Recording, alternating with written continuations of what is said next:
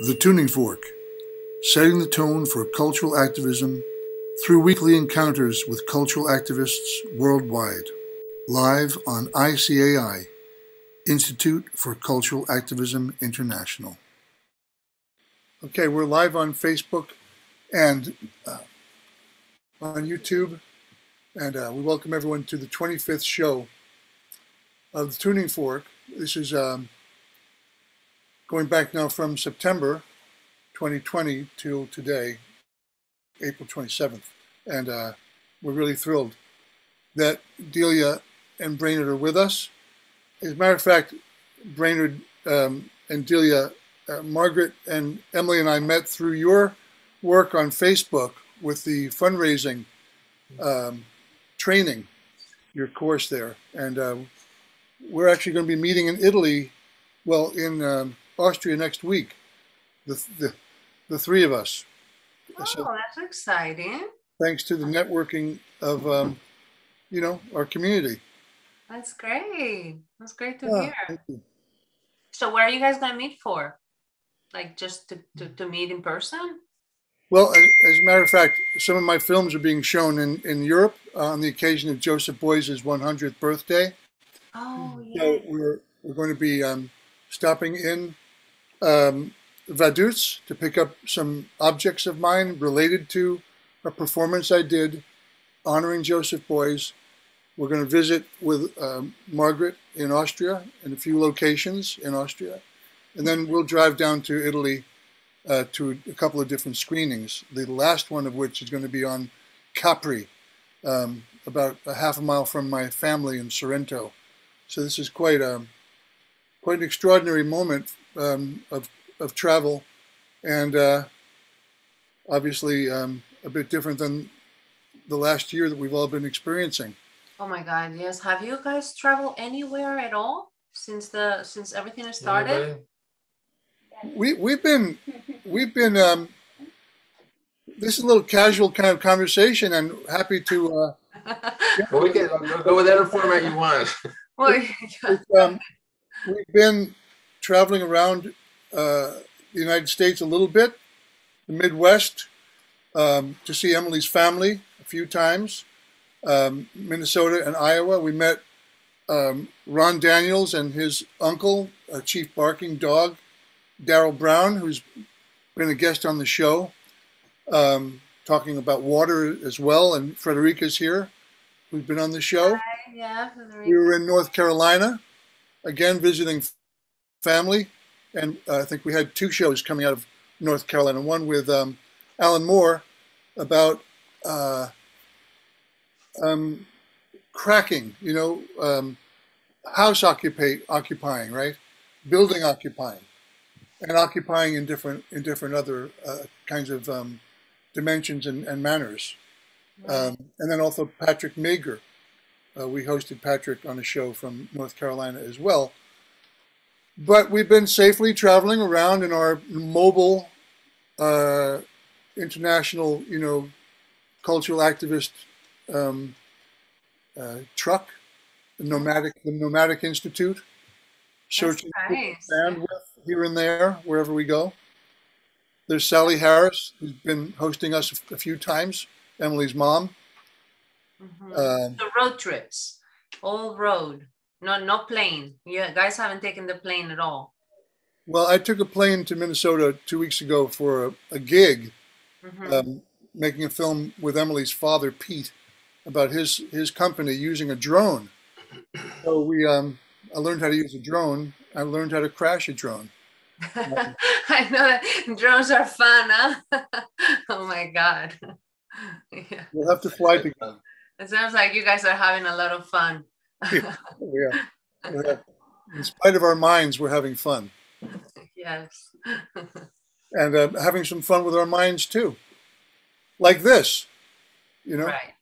I know this is a wonderful thing that you guys are doing. Well, thank you.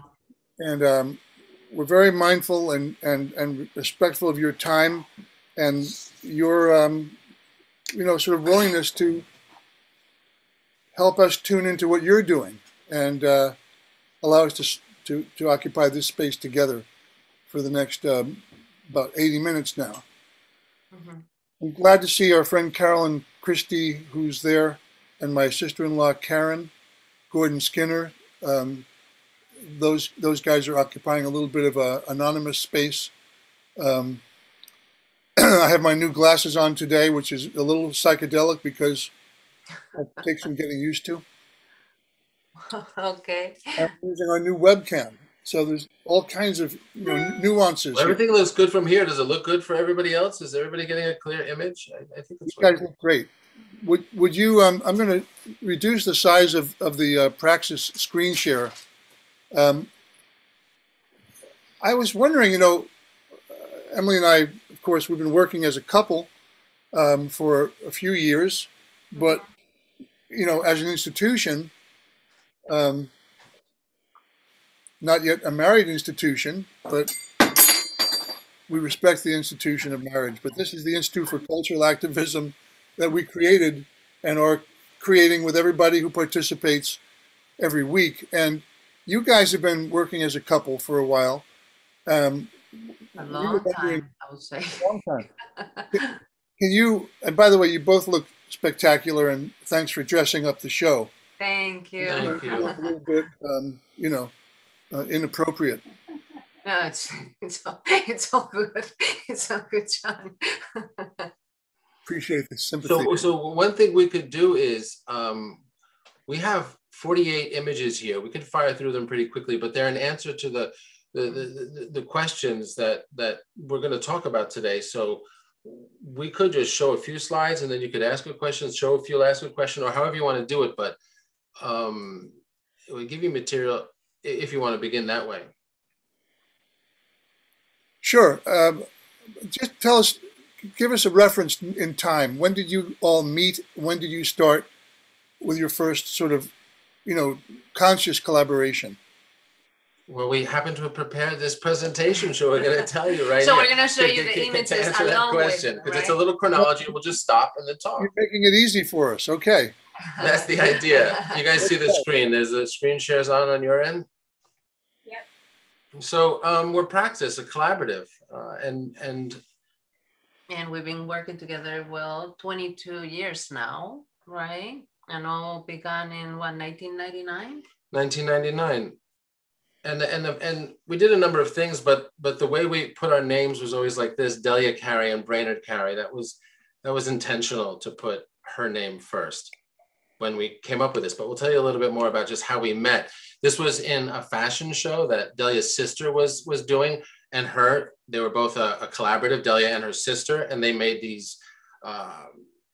Well, we were fashion designers at that time. I mean, my background has always kind of been performance. I mean, but more conservative, like an actor, a singer, a dancer.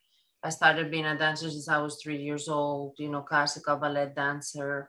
And then I took it all the way up to, college. And then I started, experimenting more with acting, singing, painting, just trying to experiment with new subjects. So then we started working together with my sister, who she was also doing fashion designing, and then I collaborated with her as a fashion designer as well, and as a performer. And at that time we were looking for actors, dancers, models, to put up a fashion show, but not a very normal fashion show. It was more like a performance fashion show. And that's how Brennan and I met. And then, they needed a performer, a naked guy who was in the East Village that went to do part of this show. And so I did that, but we right. So we asked them if he would be willing to be naked. And first, actually, and that's how we met in this performance at this fashion show. Was there some reputation that Brainard had at that time that led you to believe he might want to be naked in the show?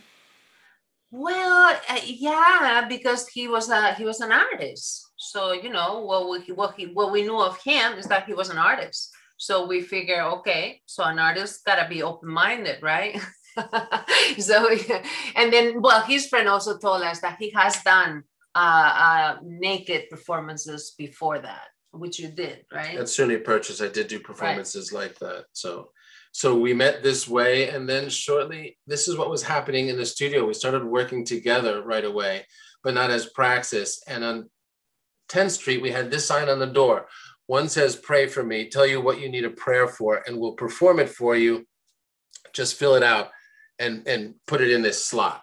And there's a little form there, they'd fill it out, and we said, we'll perform it for you. And they'd put it in the slot, and we'd send them an email that says your prayer's been performed in a kind of performative way. On the left side here, there's a sign that says every Saturday, 12 to 5, there's free hugs, foot washes, Band-Aids, and money. While supplies last. That was for the money. And from Brainard and Delia. So we weren't Praxis then, but we started doing this kind of performance inside there where we gave out hugs, or if someone knocked on the door homeless or something and wants $1, or anybody, we gave them $1. But we started basically with the hugs and Band-Aids, opening up the doors from the studio in 10th Street. And then we decided to come up with the Pray For Me, which is more like a telepathic performance, right? We decided, okay, so we're going to try to connect with people without actually seeing them and being with them. That worked out really nice, because a lot of the things that we remember was like, we at that time in the studio, we also sometimes sleep over there, right? So it was in the East Village. So like at 4 o'clock in the morning, you will hear people just super drunk, filling out prayers. But then after that, you will see all the prayers that people have written, and it will be very, very interesting.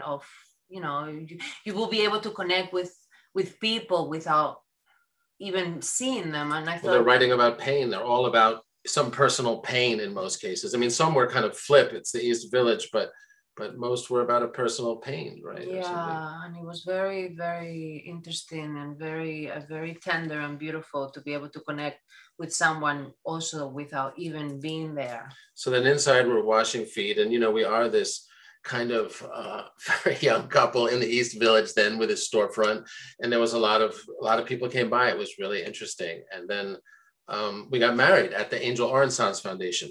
This is on Norfolk Street. This is in it's like I think the first synagogue in New York, but it looks like a cathedral really, and this kind of eccentric guy, Angel Orensanz, owns it. So we got married there. Well, that was a story. Like 2 months after we met. Yeah, we could tell this story, but should we stop? Questions, or should we keep going? You want to ask any questions from this performances and videos and stuff are coming up. What happened? John left. So. No, Are you still there? I'm browsing. Thank you very much. No, this is just kind of ecstatic learning about how this process occurred and how you met. When did you decide that was sort of your path, that you're going to do this, for a while, or what was the first formal kind of? Well, this is it. 1999, getting married, and then Praxis, and we made this image, and Praxis we thought of as it's a practice, right? It's about actions of doing something together, because we were doing the foot washings and Band-Aids. So that was the idea, that it was this. Well, it was basically 2 months. We worked together for 2 months, and we started it pretty much after a month. We were together, and then 2 months after we met, we got married. And that's like pretty crazy. Even our parents then were like, "You're insane," That was crazy, right? So that's when everything started. Like, okay, so we're gonna be one entity. And that was 1999, and then at the end of that year, this was PS1, the Greater New York show, doing foot washings there. And we would give these bandages. People would say where it hurts, and we put it on with a kiss. For emotional or physical, for whatever anybody needs a Band-Aid for. So was it this idea that you were providing something that was non-material but was somehow manifested through material contact with them? There's not a real formal object. There's not a physical art object, but it's sort of the energy, the caring, the more ephemeral. Mm-hmm. I don't know. Yeah, you could say. I think What do you want to say that? We presented it then, you know, as a way of talking about caring and all this, as that we're software developers. That's how it was always presented, not as like we're huggers, we're lovers, we're, you know, that kind of thing, or spiritualists. It was that we're software developers, and what that means is for the body, for the performative body. So if we're giving out hugs, it's a way of giving out shareware. It's a way of downloading system fixes to help bugs or viruses. That's how we presented it then, as a way of avoiding the language of whatever is all like. Of sounding vague, maybe too vague about whether this is about just caring for the world and being like, you know, and it was about us being in love. I think because I mean it has all the context, right? Yeah, it has everything. I mean, we were in love, so we wanted to share with the world, but without being so obvious, also, right? Like we wanna just create or make actions so we can have this bigger form, just only one entity with one entity, or, you know, without counting entities. It's just like one whole thing happening from different actions. Does that make sense? So that you know, your idea of non-visible art can also not only reference the virtual world, you know, the digital world and the virtual world, but also the ephemeral world, where there are energies and fifth dimensional sorts of expression. You know, so maybe we could talk a little bit more about that as you go ahead with your material. Sure. Yeah, that's part of this. This is so as all this is rolling along, it's 2000. We're in the Crater New York show. Then, you know, Delia's pregnant. You know. And right. We're going to have a child. It's like everything was going super fast, and we still weren't making a living. I was doing some carpentry, and we had like no money. Really. We didn't really. No money. Right. And when suddenly you're about to have a kid, it's like we wanted to have the kid. We saw it as an extension of love, obviously, right? Extension. So we're coming up with like, what project can we do? How can we raise money? Maybe we can ask the world for help. So basically, this book is a compilation of, you know, maybe 200 or 300 letters that we wrote to people. You know, I mean, this was kind of early internet too. What year was 2000. This? 2000, right? Yes. Basically, kind of spamming. Yeah, we were thousands of people basically by getting lists and saying, you know, we're artists, we're having a kid, and we don't have any money. Do you think you could help us out? It was really kind of like brazen, sort of desperate thing that was in this letter that was kind of vulnerable but real. But we also wanted to see the reaction of people, if, you know, they will actually be there when, you know, when you need somebody, right? Also, or can you just ask for help? Does the money just come in? And and you know, and sure enough, it did. You know, people were writing amazing letters that there were everything from how to get a job and how to do things to, you know, one person even explained clearly how to become a pot dealer, how to buy a little and then sell it for the same amount, but keep some and keep trading up. I mean, people were giving us all kinds of ideas to kind of survive. And yes. So, you know, that was quite a project. And at that time, we were actually getting letters. They were sending letters. Like right. So that book was published by One Star Press is the letters. So there's an inherent community that suddenly became part of your work.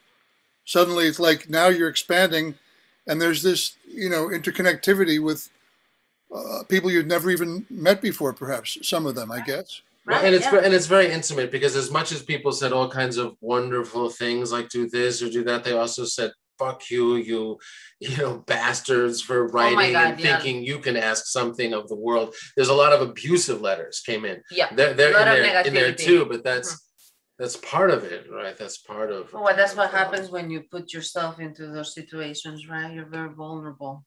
Then he was born, and we did several works kind of with him, but one of them was we were using his diapers to kind of do work on paper that was on the wall. Without going into it too much, this is our son's yellow shit when he's like less than a month old. No, and this was on paper. Yeah, but it was all made out of breast milk, right? So there was only breast milk that it remained. So he's pooping in these diapers, and actually, I mean, I don't know, right? I'm sorry. No, go on. No, you go. No, I feel like a lot of people might think or feel, yeah, whatever, but it's actually a very, very clean form, when it's breast milk, and it's all fine, and then it didn't even smell, nothing. It's not black, it's yellow like that. Yeah. It's yellow like that. Sounds great. Come on, it's wonderful. No, congratulations. Well, I mean, sometimes we were in a gallery just recently, and there was a curator, pointing to a Karen Finley video of her making a painting with breast milk, and she said, isn't this disgusting? And I thought, it's unfortunate people see it that way, but we're so surprised, right? That we were surprised that people will see those. Well, everybody has their own way. This is a performance at ISC in Lower Manhattan of washing hands. And then we got into the Whitney Biennial. This was a huge deal, of course. Probably why we're here today, talking to you 5 people. Here's what we did. We made this spiral in here that, a tent company collaborated with us to make a kind of a space that these performances would happen in, because it was a weird thing. Like, they saw us doing it in the East Village, right, giving out hugs and foot washings, and they wanted it inside the Whitney. So yeah, but it made for great images too, giving out kissing bandages. And well, now you guys have interviewed hundreds, I don't know how many people you've interviewed around the world, and you've been interviewed. But certainly you've seen lots of work using, biologic products from the human body. We've seen all these kinds of things. Have you been sort of like learning about what sort of the edges of material can be, the kinds of materials you're actually working with? Have you Well, I guess yes. Yeah. I don't know how you want to answer that. That's what leads into the non-visible museum, it sounds like, because that is the edges. Right now, this isn't like this show at the Altria, which I'll just go through, but this is a 5,000 square foot show at the Whitney, a solo show where we built buildings and had interactive rooms. Can you guys see all this? We had yeah. You guys can see it, right? So all of a sudden I realized the presenter view there, but that's not. No. They're seeing a full screen of this. So. Okay, so this is material objects, right? These are sculptures we're making, interactive rooms, a film's being made. People are being directed. This whole thing was a giant installation where it looked like the idea was. It's like when you're walking along New York City and you see a film being shot, or you used to see that, and they're taking over a whole portion of the street. You have to walk around it. In this case, and people always want to go in, right? They want to go a little bit inside the film and see what's going on. So the show was called Dreams and Possibilities, and and then go ahead. Well, and so it was the idea of, instead of looking at just that shoot going on, that movie shoot, it was as if someone said, "Come on in," and they brought you like into the movie shoot, and suddenly you're part of this kind of Hollywood, this kind of indie film or whatever's being shot, and you're getting makeup put on. So it's like, right. So we guided them like, okay, so you want to be part of the audience becomes kind of the performer. So we put makeup on them.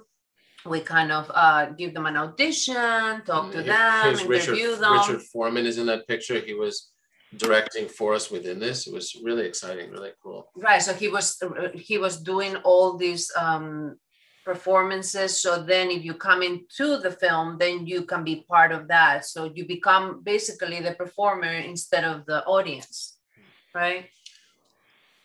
And then this is Mona, which is the edges of materiality, as you were talking about it, which we could talk about, but that's what kind of zoomed through those just to get to here. This is the beginning of that topic.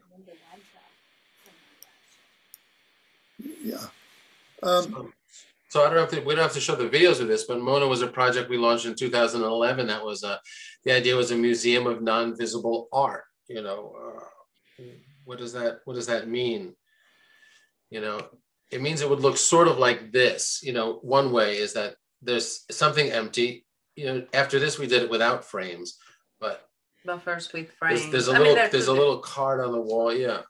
And that card has a description of what's in that frame. So you have to imagine it, right? You have to imagine it. But the weird thing about launching this project was it was a Kickstarter project, and we're selling these, right? We're selling non-visible work. So, you know, it's a little bit of a double take, like, what are they selling? What is this? That's how it looks would look in a gallery. It is in a gallery. That's in Harlem at our original storefront for this. So you just see the labels and you have to imagine it. We had press come by talking about it, right? They're shooting what's not there, and Delia's explaining to them what's on the wall. So you know, it got to such a fever that the Kickstarter project really went viral. James Franco was part of our video on there. So at some point he's on Jimmy Kimmel talking about the Museum of Non-Visible Art, this thing that, like you're saying, John, like the materiality of it is not really there. That's what everyone's grasping for. What are the edges of it? How can you own something? You know, right? Well, it's an analysis and a deconstruction of the whole nature of, well, composition, aesthetics. I mean, you know, go through the list of the elements that make up what we've been accustomed to as an art experience. Yeah, formally, that's what happened, I think. But I think one thing that we wanted that was important about this, as opposed to it being a Fluxus influence thing or a happening or something like that, is that these are being sold, and that these are being sold for significant amounts of money. So in the Kickstarter, I mean, a lot of them sold for different amounts that were somewhat arbitrary how we put the amounts on, but one of them sold for $10,000. That's partly why it got this attention. What sold for $10,000?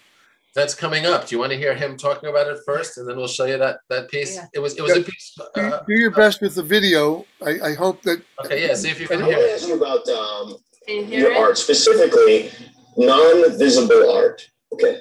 Now I heard that somebody paid you $10,000 for a piece of non-visible art. I wish. That's not true. No. So I got involved with this project with this group, this couple that call themselves Praxis. And they asked me to contribute to their Museum of Non-Visual Art, which is a conceptual kind of art museum that has art that you can't see.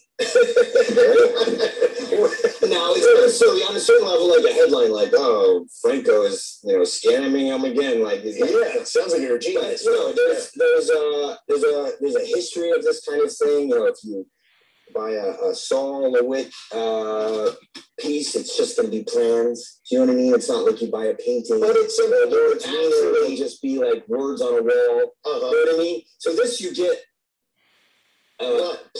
You get a description of the piece, and then the piece is in your imagination. I mean, it sounds crazy, but this kind of conceptual art has been going on for like 50 years. I'm going to get my son a non-visible car, I think, as look at this beautiful Ferrari that I bought for you. And people pay visible money for the non-visible, because I'd say here pieces go for less than 100. They do? Yeah. Really? I guess somebody paid.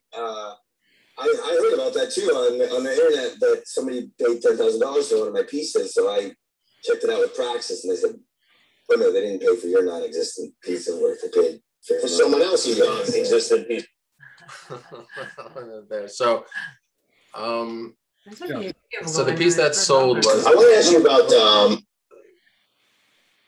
This is the piece that sold for that amount of money. Perfect piece. Yeah. Perfect piece. I don't know if you can read it or not. Well, I'll read it. I'll read it out loud. Okay. Yes. Okay. So, Praxis, that's the maker of this work. Perfect piece is the title. Conceptual is the material, and it was 2011 when this event occurred.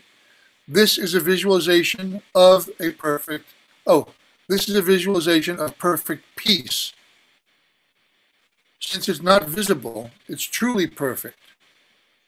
It can be used anywhere, at any time, by closing your eyes and focusing on the text which you can memorize. It's like having a portal always at your disposal to take you to another land that is entirely fantasy. Yeah. So, you know, it reminds us of Grapefruit a little bit, of some of Yoko Ono's works. And Brainard, you're off screen, by the way. Okay, there you go. Thank you. So, yeah. Yeah, I think the difference in Yoko Ono or the Fluxus work is her work was, you know, like a poem, right? Those are poetic pieces, and I guess, you know, of course she's a conceptual artist, but I always felt that these were a little bit different because these were kind of objects that actually have to be imagined, and part of this whole project isn't just us making the work. It's really not about that primarily. It's about other people making this work, which was... So wait a minute. If everybody is imagining, if this work were communally available, and everybody were having this vision and exercising the portal, would there be more peace? Yes, obviously, right? Yes. So what is the peace? Is it a piece of peace? Is it a window into peace? You know, is peace this material, this dimension, this ephemeral space that we can enter at will? That sounds good, John. It's what you bring to it, right? This is, you know, it's a poetic piece meant to open doors, not really to define like where it is. Yeah. This is put you in the clouds a little bit, right? But also it's kind of for like yeah, I mean, it's like it's what you bring to it. Exactly. Right. So what is the piece is everybody's individual own piece, whatever they might find it, whatever they might be. We can probably all be unified and together in one piece, but I'm sure at the same time we're all in our own different pieces too, right? Does that make sense? Because we cannot, I mean, since we are bodies and minds, right? So the energy is becoming we're trying to be one entity, right? Becoming only one energy, yeah. But at the same time, yeah, we cannot really be, and it's difficult because we are bodies. You see that work behind me? Yeah. It says in separate pieces, it says separate entities. Right. They're all different little boxes. Right. So of course, you know, there's this concept of what? I don't think I see it. It's okay. There's this concept that, you know, there's this social idea of peace, but is there, you know, a universal peace that we are interpreting socially in different ways? You know, but what I think is powerful about this work, I mean, one of the most powerful elements here in that particular perfect peace work is the idea of a portal. Mm. I think that as a concept, the portal is really powerful. And I wonder if you've explored that as a sort of specific, you know, topic or element. And without, hopefully not becoming abstract in this conversation, people may not exactly have a concrete sense of what we're sort of exploring. But have you used the idea of a portal, or is that sort of what you're doing all the time? Well, I like the sound of that, actually, John. Yeah, let's collaborate. Yeah, that's all. No, that's all. Right. No, seriously, that sounds great. No, I don't think we have. It's come up in other things. You'll see there's a little further in this presentation. But we haven't really put it as like you're saying. We haven't given it the specific defined name of using the portal, but I guess that is what we're doing. But you're putting it more into but words. That's also your non-visible art that you're making now. Yeah. That's also what happens when you hear about it. Just like Jimmy Kimmel, even though he's making fun of it a little bit with James Franco, he can't help but saying, I'm going to get my kid a non-visible car.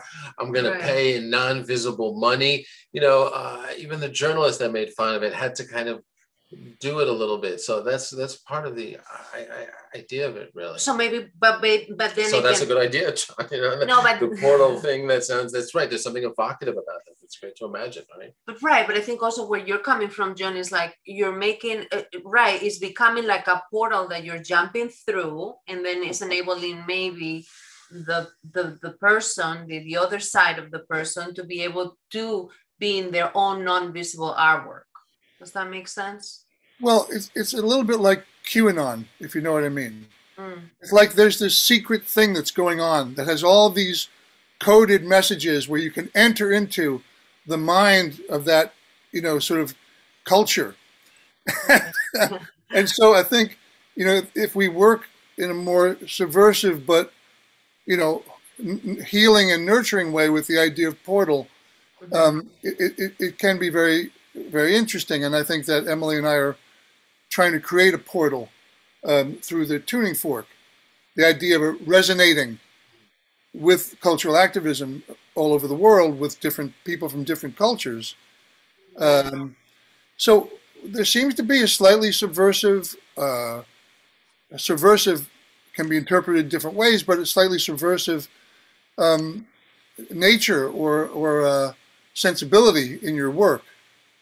You care to talk about that playfulness and that subversive sort of attitude or approach or philosophy? Well, this is a performance about a very famous subversive. Go ahead. What? Go ahead. Yeah. This is in Ljubljana, biennial, and it's pouring wine. It's celebrating the miracle of water into wine, right? Turning water into wine. Yeah. It's like a performance, right? It was this incredible performance by Jesus, really. It's just kind of bizarre in a way, you know. The story goes after, what was it, 2 days of nonstop partying, they ran out of wine, and he got these incredibly drunk people tons more wine. You know? So that's what this was partly based on. Which was very popular, you know, with curators. They loved it. Everybody reported in these big bowls and ladled it out.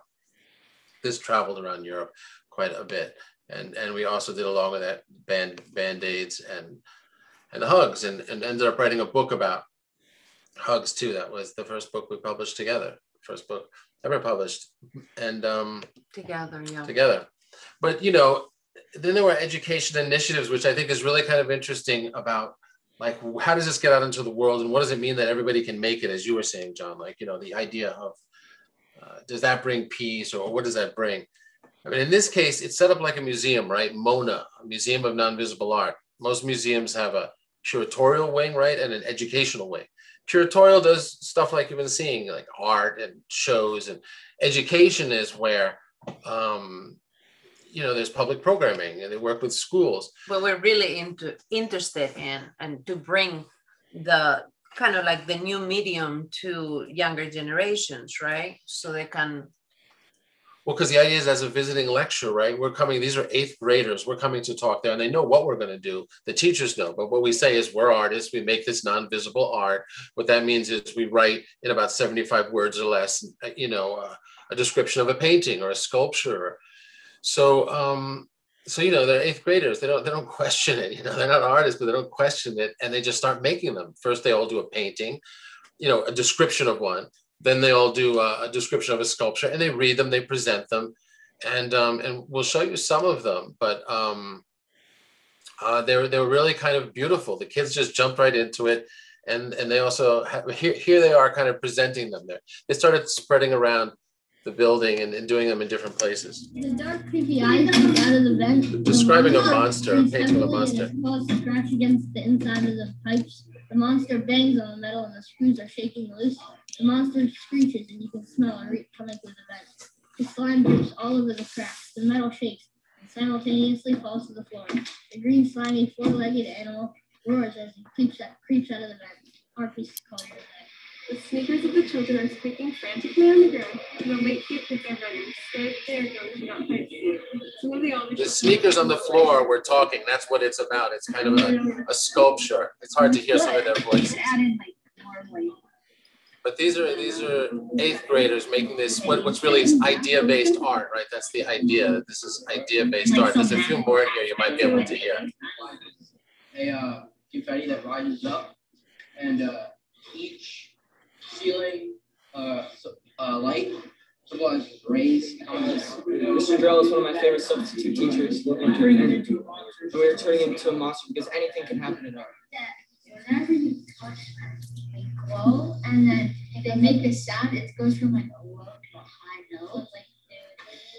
Touch them, where would those be? What? You said when you touch them, where are they? You touch like, yeah, you touch like, and then it lights up. You guys are making collaborative sculpture. Okay, now, Or on the floor? So, you know, as a way to, we all go to school, right, thinking, learning like how to draw or something, right? But these kids are making non-visible art, and it teaches them about that you can do idea-based things, right? I mean, I'll end it there, but you could just start. I mean, that's what we want to bring to all the schools, if possible. You know, I mean, it takes a lot of time and thinking of how these people are going to complement it, but a new medium of creating, you know, just like they art. did. I mean, there's more images in here. There may be in here, but of also the kids, how it was shown at the school, because then they put up these cards, and I can read a few of them to you here, or John, if you want to read a few of them. thank you. I'd love to. Maybe the first three or something. They're really short, but they're three kids, different kids. Thank you for the opportunity to do that. So there's Robert Earhart. His work is called Flower Field. It's a painting in 2017. This is a huge painting, 30 feet long and 15 feet high. There are many colors on this painting. It looks like a rainbow, but it's not. It's a field of many flowers. There are red flowers, orange flowers, yellow flowers, green flowers, blue flowers, and purple flowers. It's very pretty. There are also many bees on the flowers. The painting is called Flower Field. Yeah, and there's two more underneath there that I think we should read, because they're very different if you want. Oh, let me scroll down, yeah. There we go. Okay. This is Arsh Jain. Gods at Bay. Painting, 2017. This painting is a picture of the Olympian gods standing on Mount Olympus. They're looking down in horror at the actions the humans are doing. This is during a nuclear war. You can see despair in Zeus's eyes as he knows that the world is beyond saving. You can see many explosions in the background. This represents humanity's destruction and hatred. That's an awesome one. Yep. Amazing, right? Yeah. This is Michaela Demorias, Chameleon, painting, 2017. When you touch this work of art, the purple brushstrokes turn to a deep blue. All you have to do is place your fingertip on the glass, and the color will react to the heat and spread. The beautiful colors will fill your mind and calm your thoughts. This painting is called Chameleon. I love that one. Nice, right? I mean, so, you know, these kids, 8th grade, first try. That's what they get, and then their parents come to see these things on the wall, and so the parents have to wrap their head around it a little bit, like, this is non-visible art, and of course the teacher's enthusiastic. Yes, look what they've done, and it kind of brings everybody into a kind of you know, I mean, we could really talk about philosophy or some very abstract fold. Pataphysics? Where pataphysics, where, you know, this edge of what is material, what's real. We could go in a lot of directions on this, but that's what it's happening when the parents are in there and the kids are proud of their non-visible work and the parents are imagining it and talking to them about it. Everybody's taking this strange leap into a world where it sounds like, you know, something conceptual artists like us might be doing, but for these parents, it's very weird, but it's as easy to buy into in a way as Do you guys identify as conceptual artists? How do you identify, if at all? If at all. If at all, yeah. I prefer to leave it like that, if at all. So today I was thinking of it was a very cliche thing, but when John Claude and Christo people used to ask them that, and I noticed in interviews, because we also were friends with them, they would say the same. She would say the same thing when asked about anything like that. She'd say, "We love labels, but for wine, not for us." And so I know that's yeah, funny. we kind of feel the similar way. Yeah, we don't really like labels. So that's.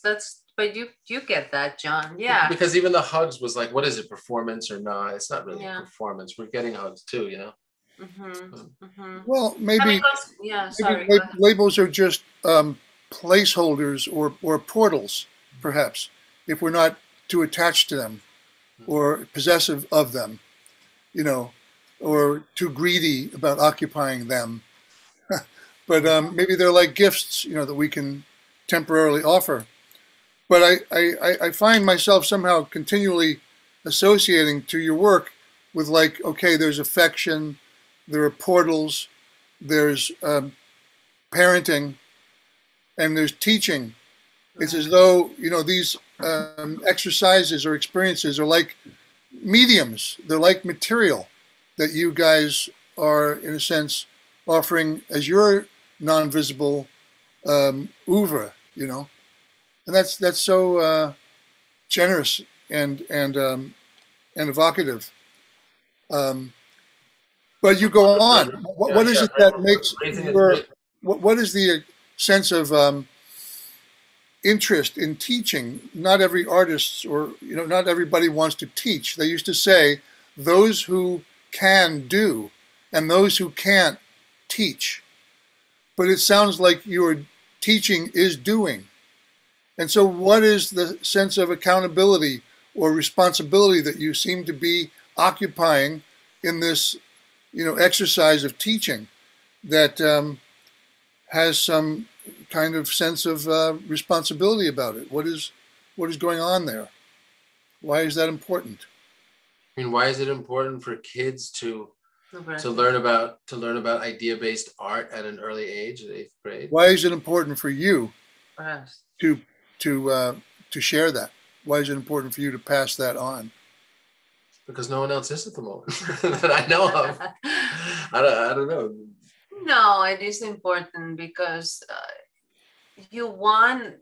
we feel like new generations need to need new mediums. I mean, just as simple as that. They need new mediums to have more expansive ideas and to feel that there are not limits, and we're not limiting people in the way, you know, the way everybody is growing up. It's becoming I don't know, everything is too rigid, no? To expand possibilities in the arts, and, right? You know, so art isn't about a particular talent. It's about, and we know that's the case. It's how you think about it. It's, you know, so we're interested in the arts education, and I think you're right mentioning a kid. We're interested in. I think that's what got us into it in a way, having a kid. And I remember, you know, he was homeschooled at the beginning, and we went to a museum in New Haven, the British Museum, for an art class, and they had the kids at like 5 trying to sketch a Henry Moore, and I thought, you know, they're all struggling and they can't do anything.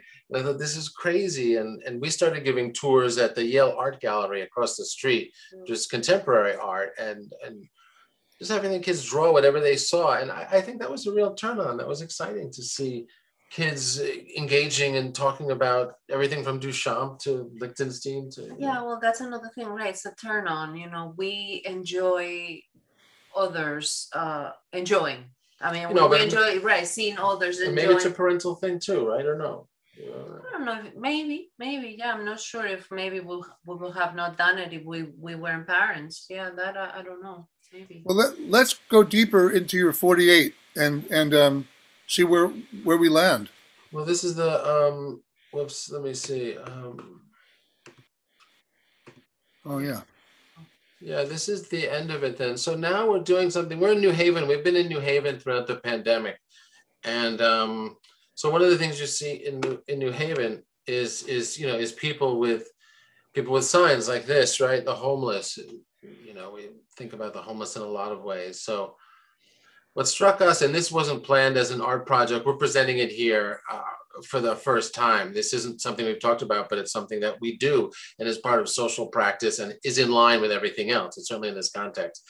So we see these signs and we think, you know, these guys need better signs, you know, better visibility, right? You can't read these things. So we made signs, you know, went to a sign shop. We didn't really design the sign. We asked the sign shop, make a sign that says kind of homeless, anything will help. And the idea was to give them signs that would give them more visibility. And, you know, we didn't know whether it would work. It's a really kind of odd project, right? But we said to them, do you want this? And they say, yeah, sure. And sure enough, we went back and they told us, yeah, it works. And they gave us tips for like how to make it better. This guy said, well, you know, it's a little flimsy. What I did was I put like kind of clear type of duct tape over the front and back so it's durable and weatherproof. So then we started doing that to the others, you know, because it's not about, you know, our design, right? It's, yeah, their design. We listen to them, yes. Whatever their design is. This guy said he wants it, he needs a backing, you know, he needs it like mounted on foam core or something. So the next one, we're going to try to make it on a foam core or something, yeah, for him. So that's the end of this project. There's only one more slide about a project that's even newer, but that's it. Were all the folks that you worked with in New Haven on the street cooperative? Were some of them not interested, or how did that sort of community, you know, sort of express itself in different ways? Well, it's interesting what you hear. Like this guy, you know, he starts talking to me. When I came by the second time and said, is it working? Does it need any improvements? And he said, yeah, that should be mounted on board or something. That's stiff enough. But then he started telling me about the homeless in the area. He said, there's a whole family that's, you know, sleeping in that Lowe's building. I think there's, you know, something wrong with them, mental illness, but it's, you know, 2 or 3 kids, parents, and they're sleeping in a cement building all winter. You know, and he said, I share this corner with someone else, you know, so sometimes they talk to us about like, you know, their community a little bit, but, you know, it's not like we get into conversations. No one has said no to the sign. I don't want it. Okay, right. Yeah, nobody has said no. So we're seeing where it goes. It's kind of odd, you know, but for us, it's like visibility, right? Visibility. In New York one time, right? Oh yeah, I gave one. We happened to have one driving through New York. I was waiting for this. I was picking up my son just recently and waiting outside a place, and the guy came up to the window and said, you know, can I have some money, you know, or something? And it was like 6th Avenue in the 30s or something, right? And so I said, I don't have any change unless you take credit cards. And I said, do you want this sign? Because I have them in the back seat of the car. And he looked at it. He said, no, I don't need a sign. I don't need a sign. Because he doesn't. He is just there with a cup. He's just, you know, you're right there. So New York is very different too, I think. Yeah, it is. He said, if you only have a credit card, you can go into that pizza shop right there and get me spaghetti and meatballs. So we went there, got in the spaghetti and meatballs, then we added more stuff because we wanted more stuff. It's a very different culture in New York, I think, you know, in a way, as opposed to suburban. They like to ask for what they need, I think. In a way, right? It's well, I say get more signs out there. Let's do this. Let's do it together. Yeah. Yeah, that was one of the notions of should we do like a Kickstarter project, but it's kind of a delicate thing to frame, you know, how exactly this goes out into the world. And I mean, yeah, we don't want there to be credited to anybody that this is a Praxis project, really. That's not so much the idea, but just this idea of visibility. You know, it is one of these, as we see it. I mean, we've only presented it here. It's the only time we've shown these images. And even then, and we can talk about what that means. Is it, you know, how do you frame something like this as an art project? It's not something we signed our names to, but it's something that's out there in the world that, you know, I mean, we're being sort of almost like creative designers, I think. It's like trying to make a little bit of a better spoon. This is like trying to make a better sign, as odd as that is, you know. I don't know. I think it's a little, I mean, who cares whether it's art? Right. Well, yeah, but I mean, we're framing it in this context. We just did this is the end of a slideshow about all our projects and art, and this is what we're doing, and it's something that creative people may do, but it's to whether it's art or Yeah, not. but I mean, it will be lovely. I mean, if you guys are traveling a lot on the road. It will be amazing, right? If you guys. Yeah, do you want some of these signs? We'll print them and send them to you. That would be a thing. Does anybody want some of these signs? If you want them, we'll print them and send them to you. You know, it's you just pass them to somebody with a don't. If you guys drive by it or in your area, that's great. Yeah, I'd love to take you up on that, John. You know, that was the idea initially that Delia was talking about this, and give them. You know Warren Nedick? Do you know Warren? I do. You know, Warren created this with his friend, his partner as well. Drive by art. So there were art products in some kind of manner or form that people could actually see, but only from their cars. Mm-hmm. And this is a very other sort of perspective. This is, intervening with the socioeconomic system. The pandemic year, for sure. It's pandemic. During the pandemic. Projects. During the pandemic. And I think it's a really powerful project, and I'd love to help as much as I can. Maybe Emily and I can talk more about it, but we do have a truck. We're happy to, be part of it. And we have some projects we'd like to share with you too.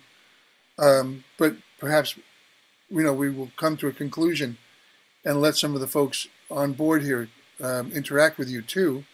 Yeah. But this was what you say, the end of the show, the 48 objects, images?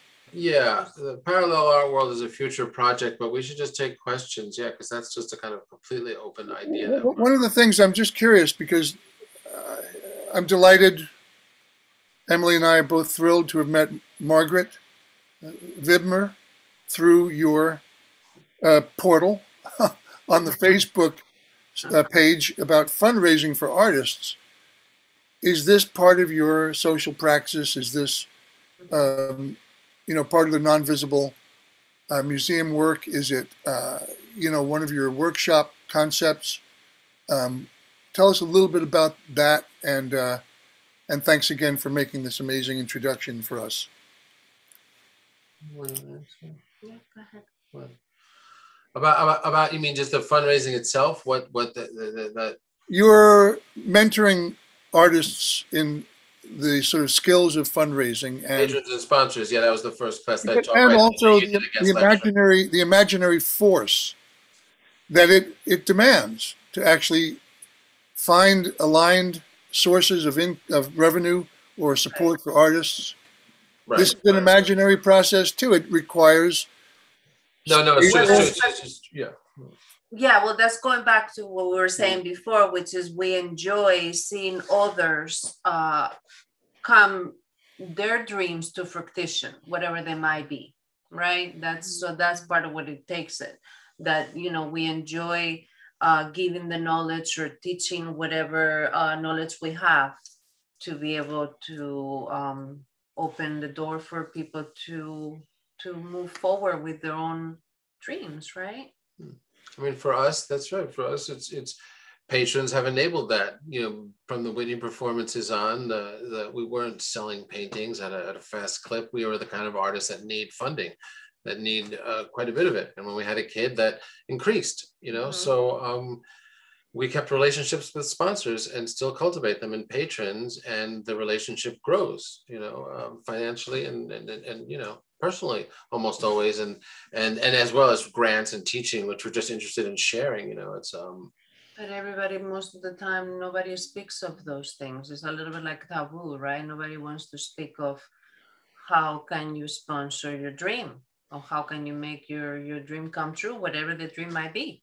Especially if you don't have income. Our parents are all dead. We don't have that kind of an income. So it is, down to, right, how do you survive? How do you do this? And how do you stay at the edge of materiality and all that? And so for us, that the first thing was patrons, and that's been a core of it. And that's what enables us to keep making things too. So you're flying by the seat of your pants, so to speak, or what they call flying without a net. Right. Inventing it as you go along. Not exactly, but there's a similar attitude we've had going along. What do you mean inventing it as you go along? Inventing what? I don't understand that. Your existence in the material world. Oh yeah, true. Yeah, yeah, sure. Yeah, that sounds good. Yeah. I So could. is there some? Aren't we all doing that? Aren't we all doing that? No, No. No. no. Very often it's the material world that's navigating us. Yeah. I think that what I'd like to say is that you must have some capacity, some nurturing process that you have that makes it possible for you to live in a state of some degree of unknown or uncertainty. Yeah. That became something familiar, not necessarily, not by necessity, but in some way, in a choiceless way. You've occupied that experience. And you're teaching people how to do that too. Yes. So can you tell us just a little bit, maybe perhaps about what your inner resources are, what practices you may employ or suggest to people that might be stabilizing for them, for us in these times of uncertainty and getting used to the unknown as though it's a familiar place? How can you tell us about that? What to do? That's a big question. I don't know. It's great to be in love and have as much sex as possible. I can tell you that's one way to kind of weather it, if that's possible.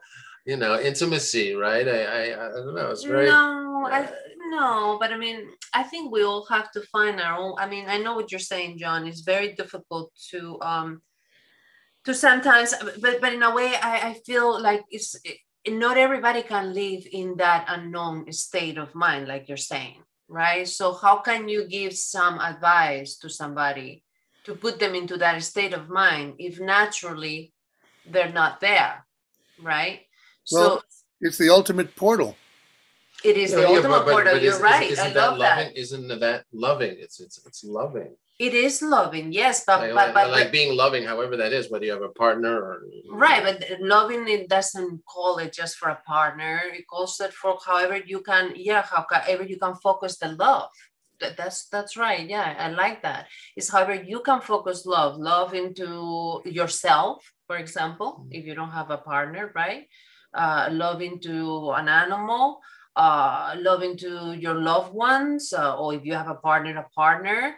I think what you meant by sexuality also, if you know, if you have a partner, or even without a partner with sexuality, but basically just like focus into love, right? That's what kind of makes sense. Intimacy. Yeah. Do you know the work of Esther Perel? She talks about that kind of the pandemic, that things are sped up a little bit. So, you know, relationships can break up. You know, there's more divorces. There's also a lot more marriages happening now. You know, people wanting to do it now or never sort of thing. So I don't know. I feel like I don't really have advice, but that things are sped up, so things are more intense. Well, I mean, being loving, I think, helps in general. Whether I mean, well, you know, like everybody knows, meditate more, right? I mean, try to meditate, just stay in the moment. I mean, it's basically how can you stay in the moment without thinking of the future, right? And because the future is what puts you into the stress moment and what doesn't allow you to live in that moment that you're mentioning, John, about we feel comfortable there. And you're right. Yeah, I didn't think about that. It's interesting. We do feel comfortable there. And we have always been, right? Where are you? He's back.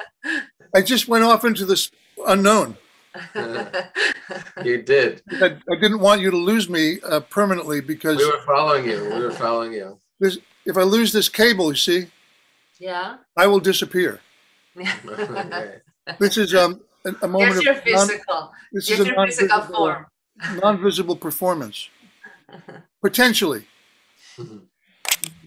But let's turn it over to other hearts and minds. And thank you guys for being so vulnerable and you know, lighthearted about some of these matters that are pretty heavy. Yes. Well, Frederica, you have your microphone on.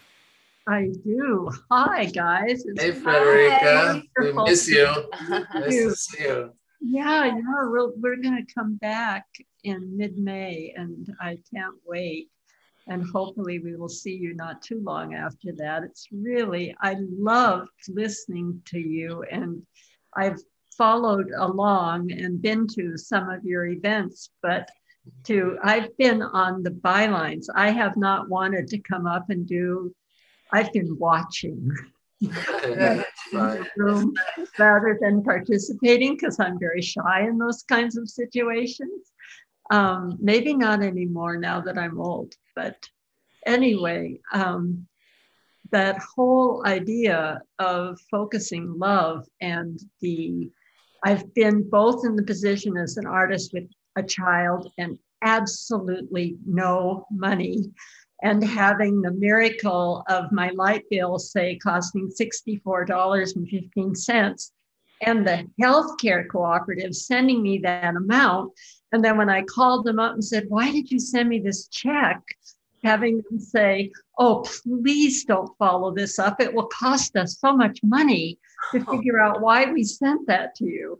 And that kind of thing. Now I have money, and those miracles no longer happen. But I think when you're in that state of mind that you guys are in, things do come to you when you need them, right? I mean, it's absolutely bizarre how it works out. So it was just wonderful to hear other people say something that I have experienced in my life, and I haven't heard very many people talk about that. And it's all about focusing love. When I ran out of money and I had 15 cents left, I couldn't wait to give it away because I knew, okay, I got to keep it flowing here. And for a lot of people, that can't work. It just can't work. They're too wounded. We created a society with so many deeply, deeply wounded people that idea has no place to land. So, but I just love you guys anyway. Thank you. That's all. Thank you. Nice to see you, Frederica. I want to ask Margaret Ribner.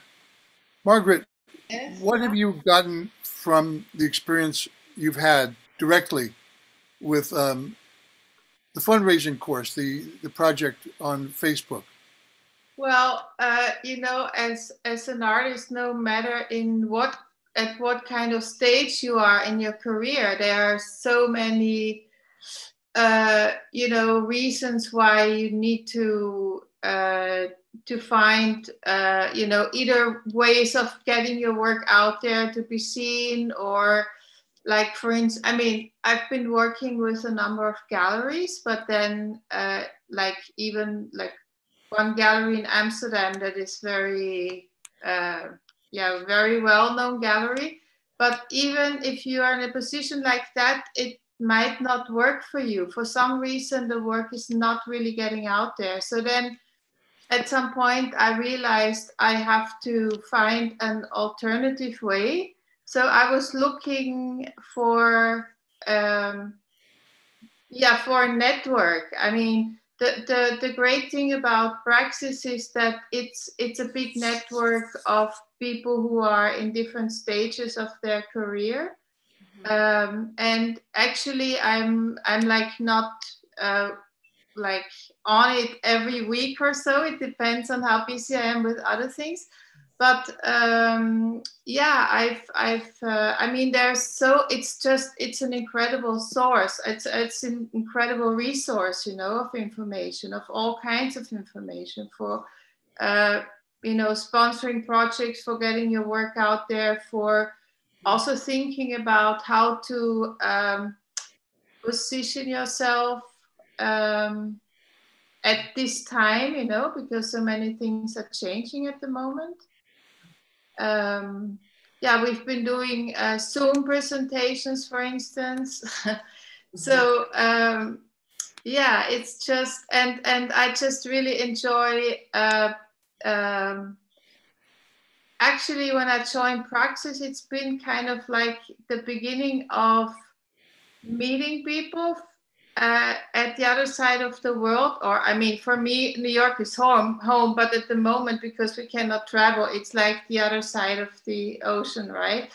So, but you see, then I met you, John, for instance, you know, I mean, this is just, it's so crazy, right? It's like, I don't know, it's maybe a new era that we can, through these kind of digital networks, we can create real relations. And I would have never believed that before. It's just, yeah. Yeah, it's amazing. That sounds great. Yeah. Thank you for those nice things, yes. Margaret. Saying those nice. No, it's been really rewarding, and it's like I always I discuss, you know, like I get this newsletter like every Sunday, and then there's interviews with artists, interviews you know, that you do on the Yale radio, right? So it's just a ton of resources, you know, it's incredible. Yeah. So, and you know, I also feel like, because I've been like a member now for almost a year, but I don't really, I mean, oftentimes I'm just busy with my own things, and it's not like I feel like I'm using it like all the time.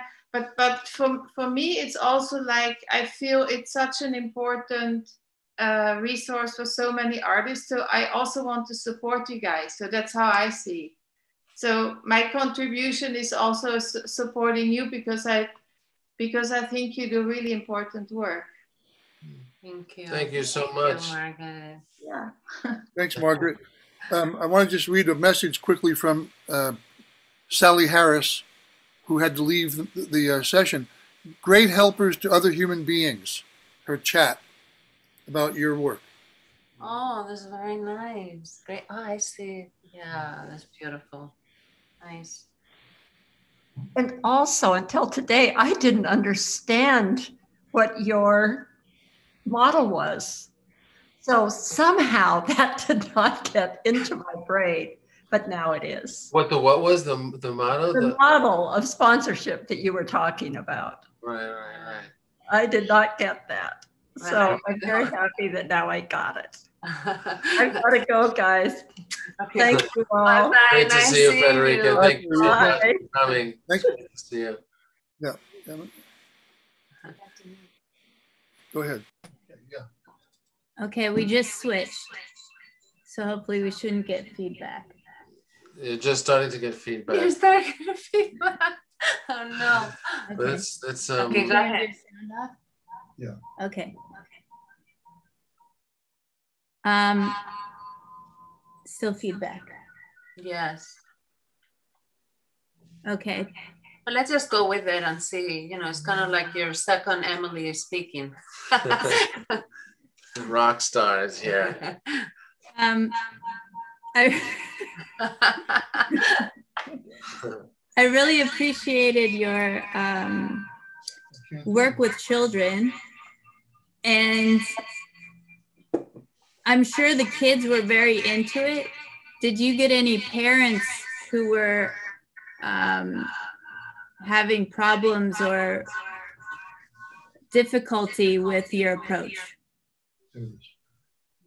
No, we didn't. I mean, I think also that, I mean, that's the kind of beautiful thing about like a parent and a kid, right? The parent, even if they think this is the weirdest thing, and maybe like even, you know, something that's like fooling them, their kid is really excited and proud of his or her work, and the parents are trying to understand it. And I think for a lot of the parents, you know, that's what it's all about. You know, it's about them sharing something, and even if the parents don't get it, they probably wouldn't get a painting either. You know, really. Well, I mean, I think, or maybe we have been lucky enough. Yeah, we haven't found somebody, you know, like I really love the way Federica put it. Very wounded people, you know, because you know, I'm sure we could. I'm sure the more we do it, I'm sure we're gonna get that. So that's a good point. But are you coming in as visiting artists? So you're only there for a set period of time? Right.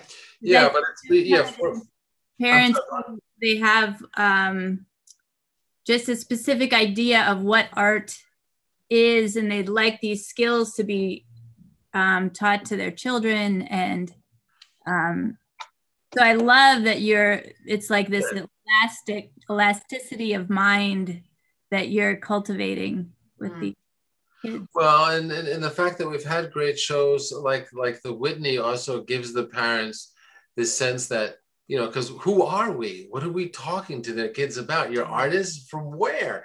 You know, they need a little understanding that this is real, that we've shown in museums. So that makes them more grounded. Makes them take a leap. The idea is like to take this leap, you know, because it's a thing at first that doesn't make sense. And when it does, it kind of turns people on. It's exciting. Right. So well, it's also like you're surfing. You know, you're using the Whitney thing and you're surfing into other areas on that board, you know.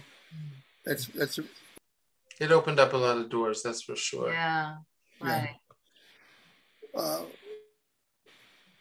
Well, I'm wondering, why is my thing back here? I'm wondering if you were to be in a position where financial survival were not an issue, how would that change your method of working? Do you imagine? What do you mean? That's it. Say that again. Like if we had. Say that again.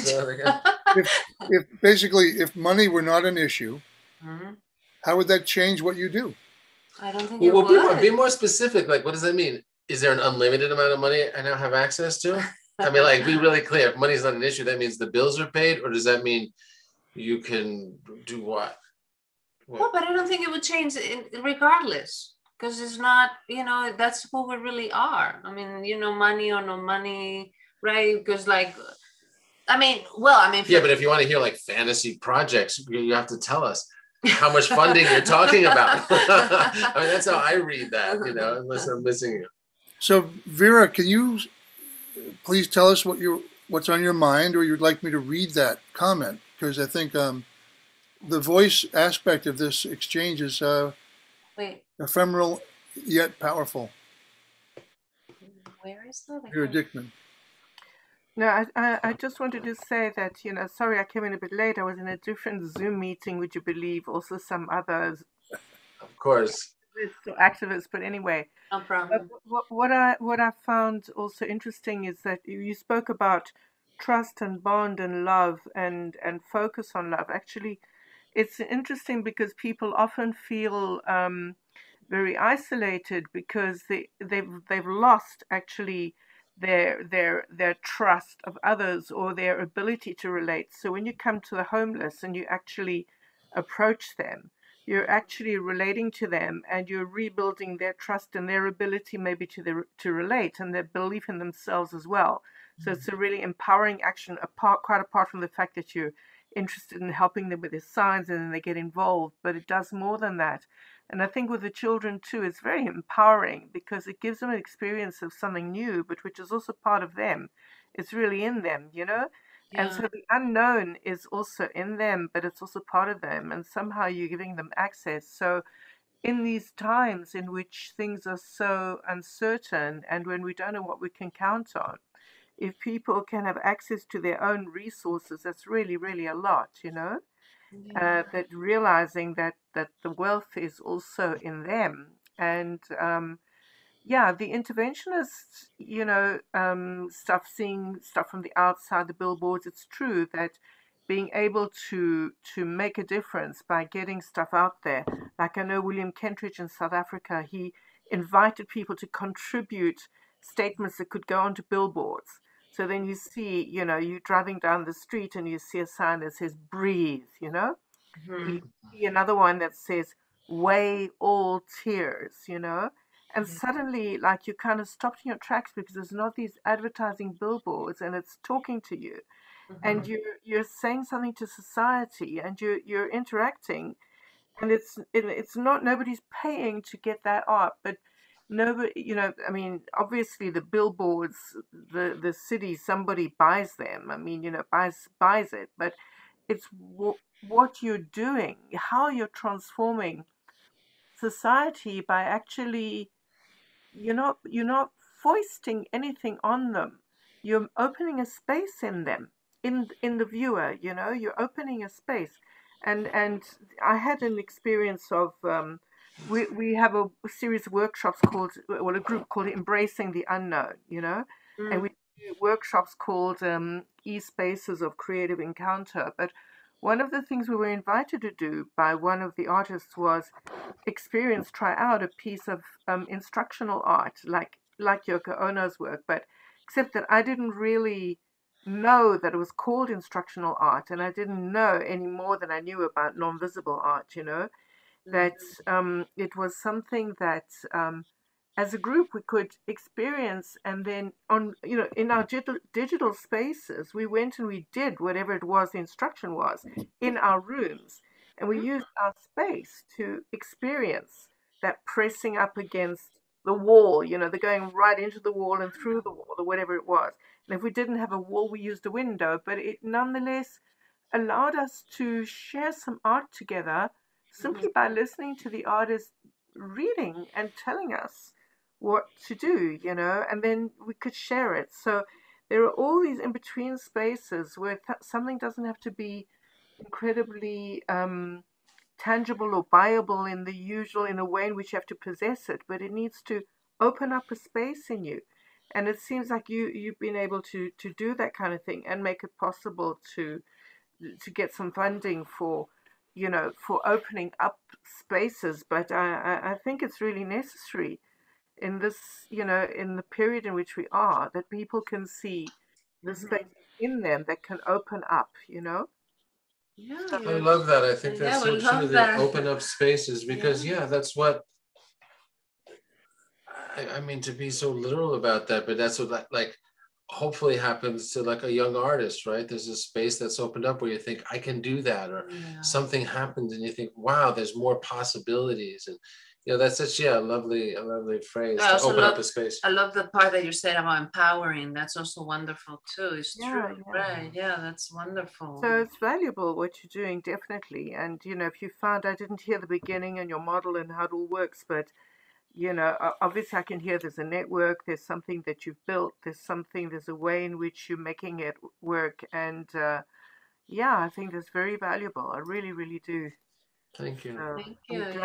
Actually, Vera, I think Vera, it might be really worthwhile for you to see the beginning of the show, maybe the first 20 minutes or so, later on sometime. I know you're busy.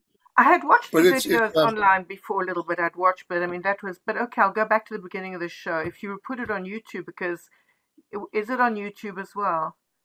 Because it wasn't. It's there instantly. A moment ago. Well, I mean, not when I came in anyway.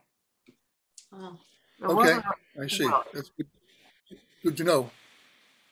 Yeah, I mean, I was going to come in surreptitiously and I couldn't. I thought I had to go full face into the damn Zoom room at this time. But anyway. Thank you for saying. But it seems to be recording, so it is somewhere. Yeah. It is somewhere, yeah. Thank you, Vera. Yeah, that was very interesting. You put it very, very well put. I never thought about that before with the homeless, the way you put it, and it's interesting. Vera's in Paris, and Margaret is in Amsterdam. Oh, wonderful. Marriott is in North Carolina. Nice. So, unfortunately, Babette is not here tonight from Amsterdam, but she's often here. This is our 25th show, and well done. Wow, well done. Congrats, 25th. Should we keep on going, Vera? You mean beyond tonight? Yeah. Of course. But of course you need that, right? It also has to find a way, but you found a way. Some kind of a way. We need Delia and Brainard for showing us the way. We're somehow in their wake. They started ahead of us, but we're just creating this community here, and it's extraordinary that we've met so many people, and some of those people are working with each other, and we're working now, for example, with Margaret, through Brainard and Delia's interface. So, well, next week we're going to Italy. We'll be first of all in Vaduz in Austria, provided that we can get across the border. We believe we will with our working sort of documents. Wow, that's happening. Yeah, we'll keep in touch with you, Vera. Okay. And we'll be in Europe for 3 weeks. Okay. Having an option to come back later or sooner. But there are scheduled screenings in Italy of Joseph Beuys' Transformer on the occasion of Joseph Beuys' 100th birthday. So we're a little bit uncertain about the next broadcast, but we're sort of exploring the idea of alternate weeks, every 2 weeks, and it's great that people can be here even on sunny days here in America. So thank you all for being here from the U.S. Anyway, we don't need to say goodbye, but maybe Marriott down in North Carolina. Hi, Marriott. We're talking about doing a residency project with Marriott that perhaps Brainard and Delia, you guys would like to talk with each other sometime too. But just say hello, saying hello to you, Marriott. Hi. Marriott. Hi, everybody. I've been working with some people in the yard, so I did hear some of your talk. I didn't hear the whole thing, but I wanted to just make a comment about your work with children in the schools and just how brilliant that is and how important it is, because, we live in this capitalist society, and Vera touched on the idea of, how product and, actual consumerism is so prevalent in our society. And the kids need to be able to tap into their imagination and to value that and their ideas, and that it doesn't have to be a tangible, like physical product. It can be an idea that can actually be, manifest. It can be, they can keep it going and actually make it happen in the world. And when I was teaching art appreciation in colleges, I did this project with my students that was called Art to Change the World. And it was strictly like a conceptual art exercise, and they loved it. So it was a similar idea, I think, to what you all are doing in the middle schools.